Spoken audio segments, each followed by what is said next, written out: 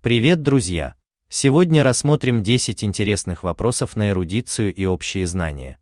Постарайтесь ответить правильно хотя бы на часть вопросов и можете считать себя самым эрудированным.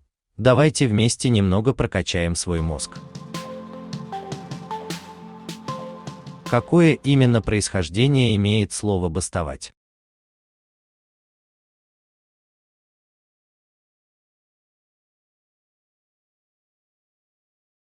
Глагол «бастовать» известен с конца XVIII века, образовавшись от существительного «баста» окончания игры, заимствованное из итальянского, где «беста» имеет значение «достаточно довольно».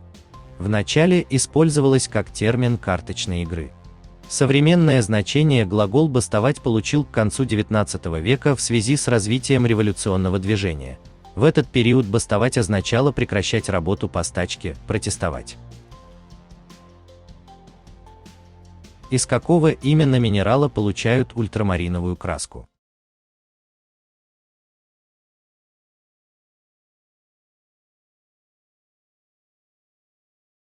Ультрамарин – темно-синий пигмент, который первоначально был получен путем измельчения лазурита в порошок.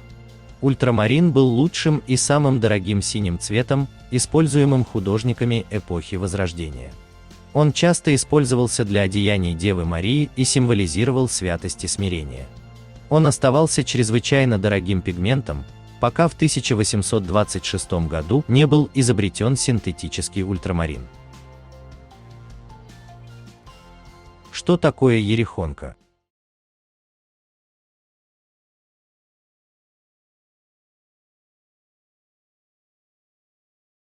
Ерехонка – тип шлема. Состоит из железной или стальной тули со остроконечным верхом, снабженной элементами для защиты ушей, плоским козырьком, скользящим наносником и нередко пластинчатым назатыльником. На уши и назатыльник крепились к тулье посредством кожаных ремней или реже цепочек. Такие шлемы использовались на Руси, в странах Западной Азии и Европы в XVI-XVIII веках. На Русь они пришли с юга, из Турции, Ирана, а потом попали на запад, в Польшу, Венгрию, Литву и другие страны. Какой материк пересекает все меридианы Земли?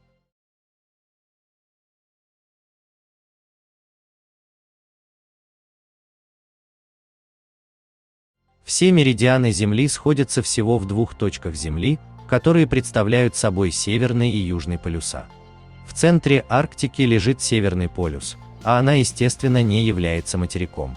А на южном магнитном полюсе находится материк Антарктида, который пересекают все меридианы Земли. Как именно называется плод пшеницы?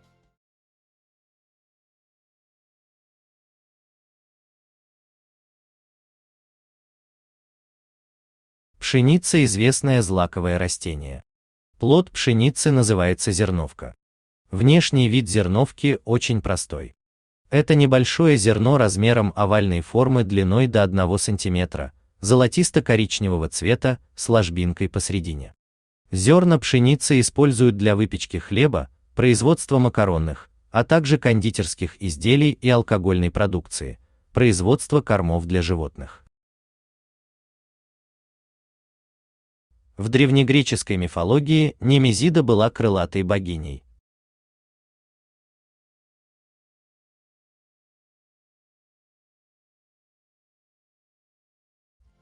Немезида – в древнегреческой мифологии крылатая богиня возмездия, карающая за нарушение общественных и нравственных порядков. В Греции и Риме люди считали, что именно она вправе решать, кто виновен. Немезиду нельзя было задобрить или обмануть ни ухищрениями, ни ложью, ни щедрыми подношениями. Мифы рассказывают, что между мирами Немезида путешествует на сияющей колеснице, запряженной грифонами. В ее руках плеть, меч и весы. Оружие помогает ей определить степень наказания, а вот весы дают возможность взвесить проступок человека. В какой области не присуждается Нобелевская премия?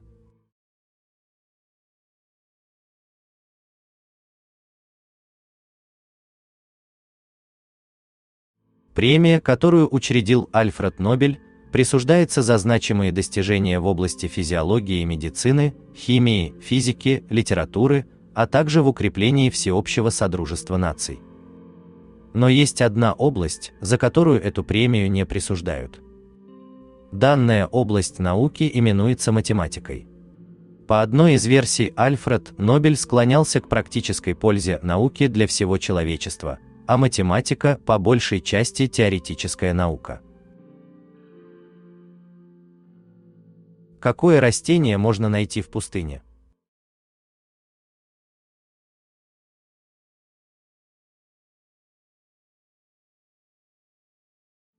Верблюжья колючка – род растений семейства бобовые, произрастающих в пустынях. Расти в пустыне верблюжьей колючки помогает уходящая вглубь почти на 20 метров корневая система. Верблюжья колючка является одним из главных пастбищных растений в зоне пустынь. Верблюжья колючка персидская богата сахарами, которые в теплую погоду выделяются у нее на стеблях в виде манны, широко используемой в Ираке и Афганистане в качестве лекарственного средства и пищевого продукта. Как еще называют кадык на шее мужчины?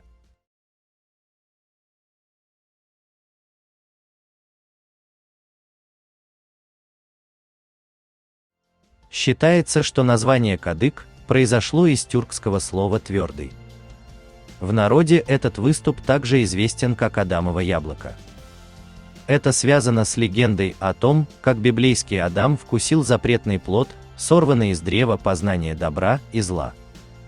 С давних времен люди считали, что плод застрял у него в горле, и именно поэтому у мужчин бугорок на шее есть, а у женщин его нет.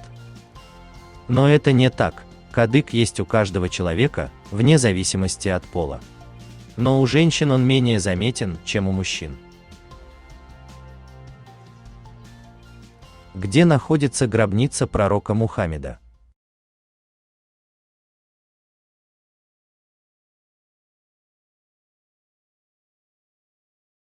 Пророк Мухаммед является основателем ислама. Он родился примерно в 570 году в Мекке и умер в 632 году в Медине. Могила посланника Аллаха находится в Медине в мечети пророка. Ее купол был возведен в 1817 году, а выкрашен в зеленый цвет в 1837 году. Мусульмане со всего мира ежегодно съезжаются в Медину, чтобы поприветствовать посланника Аллаха у его могилы.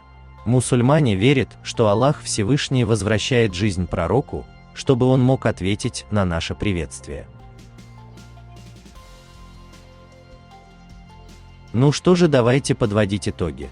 На сколько вопросов смогли ответить? Ваш результат пишите в комментариях. Не забывайте поставить лайк и подписаться, этим вы помогаете развитию канала. Давайте развиваться вместе.